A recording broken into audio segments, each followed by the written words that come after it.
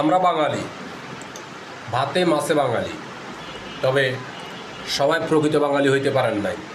যদি হইতে পারতেন গুজবে কখনো কান দিতেন না, ষড়যন্ত্রে কখনো লিপ্ত হতেন না। কেন বললাম কথাগুলো শোনেন।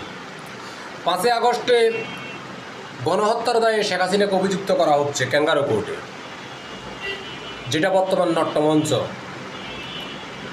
তারা শেখ হাসিনাকে প্রমাণ করতে চাচ্ছে এই দেশের মানুষের কাছে যে শেখ হাসিনা গণহত্যা করেছে, প্রশাসনকে অর্ডার দিয়েছে। আমি মনে করি, এবং আপনিও জানেন, যদি না জানেন আমি বলি শোনেন, এই গণহত্যা শেখ হাসিনা করার নাই, নির্দেশও দেন নাই, প্রশাসন দিয়ে করানোর চেষ্টাও করেন নাই। এগুলো সব শিবিরের ক্যাডার বাহিনী হেলমেট পরে পরে করেছে, আর ছাত্রলীগের কাঁধে দোষ চাপিয়ে দিয়েছে। আর একটা কথা বলি শোনেন, এ ধরনের অপকর্ম যদি না করতেন এরা, আজকে ক্ষমতা ভাগাভাগি করতে পারতেন না, ইউনূস ক্ষমতা এসে বসতে পারতেন না। এগুলো মেটিকুল